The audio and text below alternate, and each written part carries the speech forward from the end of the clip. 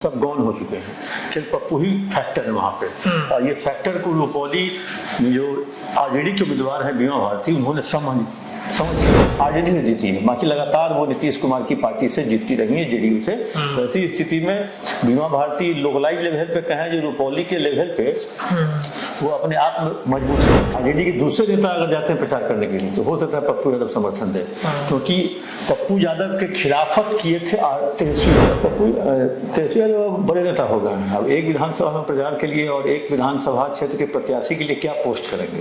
वो पूरे all over Bihar का पोस्ट कर रहे हैं। रोज सारे अखबार की कतरन लगा करके और एक पेज पे A4 साइज के पेज पे 2 तारीख को राहुल गांधी और सोनिया गांधी से मिलने के बाद, उनसे निर्देश मिलने के बाद जो क्या किया जाए, आरजेडी को समर्थन किया जाए कि नहीं किया जाए। पनोरमा ग्रुप, जो सोचता है वो करता है। आपके अपने सपनों का आशियाना। नमस्कार, भारत लाइव देख रहे हैं आप और ये झांझी का विश्लेषण है। झांझी के विश्लेषण में चर्चा आज करेंगे रुपौली उपचुनाव को लेकर। रुपौली में बीमा भारती एक बार फिर से आरजेडी के तरफ से प्रत्याशी बनाई गई हैं। इसके पहले में वो जदयू की विधायक रह चुकी हैं। पूर्व में लोकसभा में हमने देखा किस तरीके से लालू प्रसाद यादव ने रातों रात बीमा भारती को जदयू से लिया करके उन्होंने आरजेडी का टिकट दिया।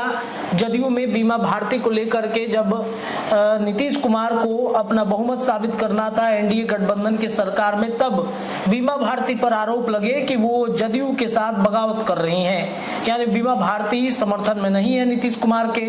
उनके खिलाफ कई तरह की चर्चाएं हुई, बातचीत हुई। उनके पति को जो है और बेटे को जेल भेजा गया था। एक बार फिर से उन पर आपराधिक मामले हैं। लेकिन इन सब के बीच में रुपौली उपचुनाव को लेकर चर्चा इस बात की तेज है कि जो पप्पू यादव हैं, कांग्रेस नेता लेकिन निर्दलीय सांसद के रूप में पप्पू यादव जो पूर्णिया की धरती है वहां पर वो सांसद हैं। अब ऐसे में कई दिनों से ये सवाल उठ रहा था कि पप्पू यादव बीमा भारती को समर्थन देंगे कि नहीं देंगे। लेकिन कल की एक तस्वीर जो काफी चर्चित तस्वीर है, जब बीमा भारती पप्पू यादव से मिलती हैं और दोनों की सुखद मुलाकात ने बिहार की सियासत को गरमा दिया। अब बिहार की सियासत में तेजस्वी और पप्पू यादव क्या एक हो गए हैं, इस बारे में चर्चा तेज है। इन दोनों के एक हो जाने से चिराग पासवान, सम्राट चौधरी, नीतीश कुमार या फिर एनडीए गठबंधन पर कितना असर पड़ेगा? पप्पू यादव की वजह से क्या पूर्णिया में रुपौली उपचुनाव में बीमा भारती जीत जाएंगी? इन तमाम विषयों पर चर्चा करेंगे। हमारे साथ हमारे सीनियर जर्नलिस्ट है चंदन झा सर। रुपौली का चुनाव बड़ा बेहद रोमांचक चुनाव बनता चला जा रहा है। हमने पूर्णिया के भी चुनाव देखे हैं और वहां पे भी काफी रोमांचक मुकाबला था। पप्पू यादव समर्थन में है कि नहीं बीमा भारती के? देखिए, पप्पू यादव भी फैक्टर हो गए हैं वहाँ पे, क्योंकि समझिए रुपौली में बीमा भारती, शंकर सिंह, कलाधर मंडल जो भी हैं सब गौन हो चुके हैं। सिर्फ पप्पू ही फैक्टर है वहाँ पे। और ये फैक्टर को रुपौली में जो आरजेडी के उम्मीदवार हैं बीमा भारती, उन्होंने समझ लिया और इस चीज को पकड़ लिया। क्योंकि पिछली बार वो हार गई थी, 10,000 ही वोट लाई थी पूरे लोकसभा क्षेत्र में। तो ऐसी स्थिति में उन्होंने कल जाके मुलाकात की, उनसे मदद मांगा। उन्होंने ना हाँ बोला ना बोला। इधर शंकर सिंह भी हल्ला कर रहे हैं प्रचार प्रसार में, जो पप्पू भैया मेरे साथ समर्थन है जी। और उनकी पत्नी जो है प्रतिमा सिंह, वो भी लगातार चीख के चिल्ला के कह रही है जो पप्पू भैया का समर्थन से हम लोग चुनाव लड़ रहे हैं, पप्पू भैया का हम लोग का आशीर्वाद है। तो ऐसी स्थिति में बीमा भारती चली गई मांगने के लिए कल समर्थन। पप्पू यादव कल फिर निकल गए दिल्ली, आज वो दिल्ली पहुंचे हैं और कल वो 2 तारीख को कांग्रेस के नेताओं से मुलाकात करेंगे, बैठक करेंगे और इस रुपौली विधानसभा के मुद्दे पर नेताओं से, जो राहुल गांधी हैं, सोनिया जी हैं, इन लोगों से बातचीत करके वो पूछेंगे मार्गदर्शन। क्योंकि देखिए, पप्पू यादव को बिहार कांग्रेस ने टिकट नहीं दिया, बिहार कांग्रेस ने उनके लिए प्रचार भी नहीं किया, कोई प्रचार नहीं किया। लगातार उनके खिलाफ यहाँ बयानबाजी होती रही कांग्रेस के नेताओं के द्वारा, आरजेडी के नेताओं के द्वारा। तो इसको लेकर के पप्पू यादव थोड़ी भी विचलित नहीं हुए और वो अपना चुनाव कराने के बाद वो रायबरेली और अमेठी भी गए। मतलब उनमें कहीं ना कहीं कांग्रेस के प्रति आस्था है और इसीलिए वो लगातार उनके खिलाफ आरजेडी कहे या बिहार कांग्रेस कहे खिलाफत किया और उसके बावजूद भी वो समर्थन में रहे। इसीलिए वो राहुल गांधी से मिलेंगे, राहुल गांधी के पास सब कुछ रखेंगे। जो इस तरह से हम लोग का विरोध किया गया था, मेरा विरोध किया गया था, हम विधिवत कांग्रेस में शामिल हुए थे, टिकट नहीं आप लोगों ने दिया, इसके बावजूद हम निर्दलीय लड़े और उसके बाद भी आरजेडी भी नहीं टिकट दी, क्योंकि आरजेडी देती भी नहीं क्योंकि वो शामिल होते कांग्रेस में, लेकिन आरजेडी ने समर्थन भी नहीं किया। तो ऐसी स्थिति में क्या आप लोग का दिशा निर्देश है, क्या रुपौली में आरजेडी को समर्थन दिया जाए कि नहीं दिया जाए, कि छोड़ दिया जाए, कि निर्दलीय को दिया जाए? अब देखते हैं वहां से किस तरह का मार्गदर्शन आएगा। अगर वहां से आता है जो नहीं छोड़ दिया जाए, आप निष्पक्ष हो जाइए या 10 तारीख तक आप वहां मत जाइए, तब कहीं आरोप भी नहीं लगेगा जो आप शंकर सिंह के समर्थन में हैं कि जेडीयू के समर्थन में हैं कि आरजेडी के समर्थन में हैं। तो वैसी स्थिति में देखिए ये 5 बार वहां से विधायक रह चुकी है बीमा भारती और ये 6वीं बार वो लड़ रही है, क्योंकि ये 5वां टर्म तो उनका पूरा हुआ नहीं, क्योंकि बीच में ही चली गई आरजेडी में। तो वैसी स्थिति में एक बार वो आरजेडी से जीती है, बाकी लगातार वो नीतीश कुमार की पार्टी से जीतती रही है, जेडीयू से। वैसी स्थिति में बीमा भारती लोकलाइज लेवल पे कहें जो रुपौली के लेवल पे वो अपने आप में मजबूत है, लेकिन पप्पू फैक्टर जो आ गए हैं, इस पप्पू फैक्टर के कारण थोड़ा सा हमको लगता है जो मामला दिलचस्प हो गया है और हमको लगता है जो फिर इस बार निर्दलीय की ही, क्योंकि जिस तरह से ट्रायंगुलर फाइट है, ट्रायंगुलर फाइट में हमेशा देखते हैं निर्दलीय निकलता है। इसका उदाहरण पप्पू यादव देख लीजिए खुद, लोकसभा में तो निर्दलीय ही मतलब त्रिकोणीय मुकाबला था वहां पर, तो ट्रायंगुलर फाइट में पप्पू यादव निकले वहां से। तो इसलिए ट्रायंगुलर फाइट में शंकर सिंह को भी आंकना गलत होगा, क्योंकि शंकर सिंह पिछली बार अगर कहें तो एलजेपी से लड़े थे 2020 में और उन्होंने लगभग 45,000 वोट लाया था और विकास चंद्र थे वो आए थे सीपीआई के, वो थे लगभग 42,000 वोट लाए थे और बीमा भारती 64,000 वोट से जीती थी। ठीक है, अंतर ज्यादा है, 20,000 के आसपास का अंतर है, लेकिन शंकर सिंह भी टक्कर देते आ रहे हैं, क्योंकि 2005 में जिस समय सरकार नहीं बनी थी उस टाइम में ये फरवरी में जो चुनाव हुआ था उस टाइम में ये विधायक बने थे एलजेपी के, सरकार किसी कारणवश नहीं बन सकी, फिर लग गया राष्ट्रपति शासन, तो फिर अक्टूबर नवंबर में चुनाव हुआ और उसके बाद से नीतीश कुमार लगातार सरकार चला रहे हैं। इसलिए पप्पू यादव जिसको समर्थन दे देंगे उसकी जीत है, उसकी जीत है। अब पप्पू यादव अगर निष्पक्ष हो जाएंगे, समझिए जो पप्पू यादव निष्पक्ष कभी होंगे नहीं, क्योंकि वो हमको लगता है कि किसी न किसी को अंदर ही अंदर, क्योंकि राजनीति ऐसी चीज है जो अगर आप किसी को समर्थन न दीजिए बाहर तो अंदर से आप दे दीजिएगा तो उसमें वो संतुष्ट हो जाता है। और इसे बीमा भारती गई थी, देखें बीमा भारती से क्या बात हुई है। क्या लगता है सर वो समर्थन देंगे पप्पू यादव बीमा भारती को?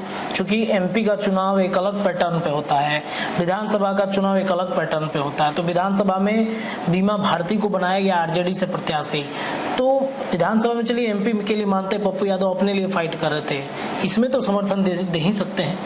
देखिए आज 1 तारीख हो गया और 8 को शाम तक में प्रचार बंद हो जाएगा। 1 तारीख भी आज लगभग बीत गया, 2 तारीख से लेकर 8 तारीख तक 6 दिन का समय है। 6 दिन में देखते हैं पहले घटनाक्रम जो अगर तेजस्वी उस तरफ मूव करते हैं, रुपौली जाते हैं प्रचार करने के लिए, तो पप्पू यादव समर्थन नहीं देंगे।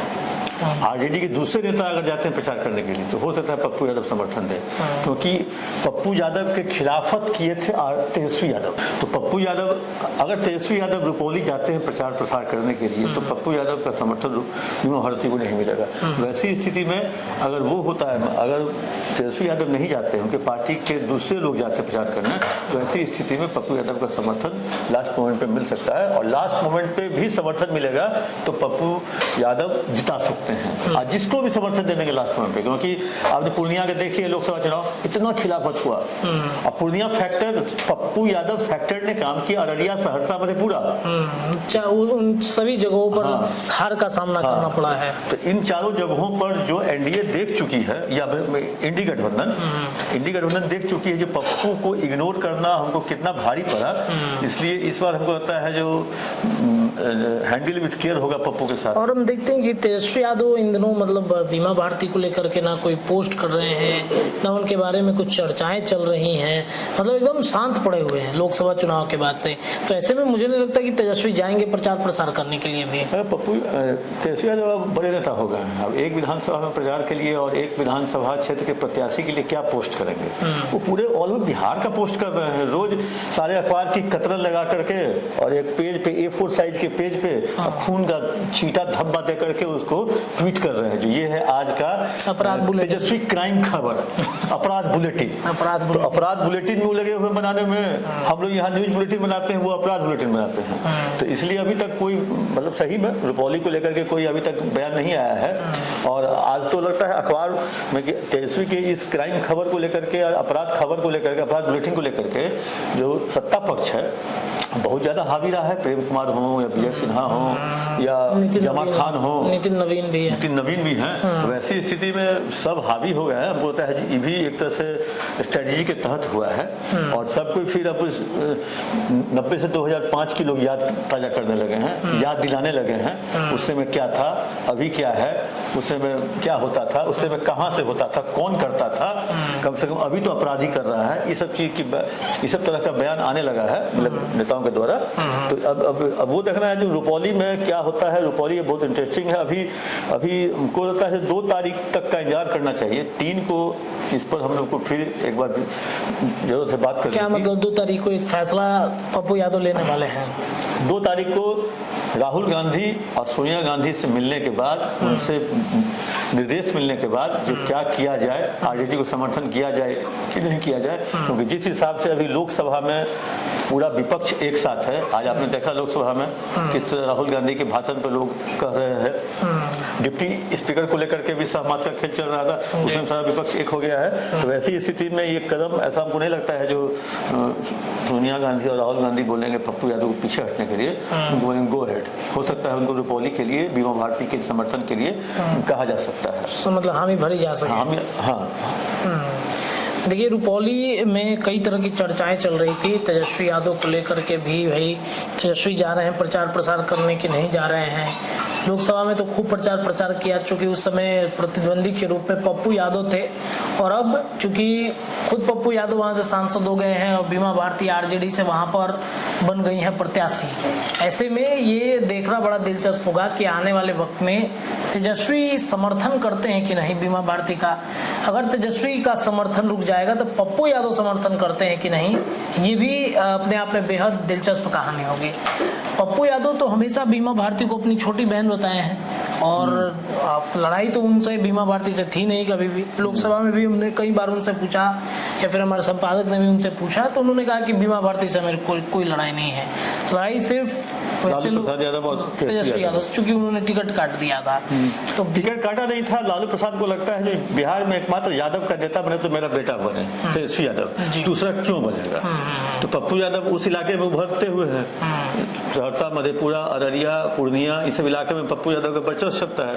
अब वो गया 90 वाला दशक, यहाँ पे लालू यादव का चलता था मधेपुरा में, बस वहाँ मतलब बिना गए हुए जीत जाते थे, चाहे शरद यादव हो। तो अब वो वही एक फैक्टर है, अंदर का डर कहे जो कहीं ये बन गया नेता तो हाँ फियर। तो इस तरह से वो हमको कहे जो उस तरह का डर है, ये नेता बन जाएगा तो फिर हमारी राजनीति का क्या होगा। तेजस्वी यादव के बड़े नेता नहीं बन पाएंगे। हाँ। गमछा कौन लहराएगा, हरियर का गमछा कौन लहराएगा। तो पप्पू यादव ने वो चीजें दिखा दी हैं। देखिए पप्पू यादव बीमा भारती का समर्थन करते हैं कि नहीं करते हैं, ये कल फैसला होगा, क्योंकि उन्होंने ऐलान किया है कि कल राहुल गांधी से हम मिलेंगे, सोनिया गांधी से मिलेंगे, कांग्रेस के दिग्गज नेताओं से मुलाकातें होंगी, उसके बाद आगे का फैसला हम सार्वजनिक करेंगे। बीमा भारती छोटी बहन है पप्पू यादव की, और उपचुनाव में बीमा भारती कितना कमाल कर पाती हैं ये देखना बड़ा दिलचस्प होगा। जहां जी के विश्लेषण में इतना ही, लेकिन चर्चाएं भारत लाइव पर लगातार जारी रहेंगी। जुड़े रहिए हमारे चैनल के साथ, अपनी राय रखिए। बहुत बहुत धन्यवाद। पनोरमा ग्रुप, जो सोचता है वो करता है। अगर ये वीडियो पसंद आई और वह बिहार के राजनीति और बिहारियत से सरोकार रखेनी तो सब्सक्राइब बटन दबा के चैनल के सब्सक्राइब कर ली। ओजे एगो घंटी बा, ओकरा बटन दबा देला से कुल सटीक और मारक खबर रुआ मुफ्त में मिल जाई। अगर रुआ पत्रकारिता के हमनी के नया प्रयोग में सहयोग कर चाहतानी तो ज्वाइन बटन दबा दी। पेटीएम नंबर नोट कर ली 9386816700। धन्यवाद।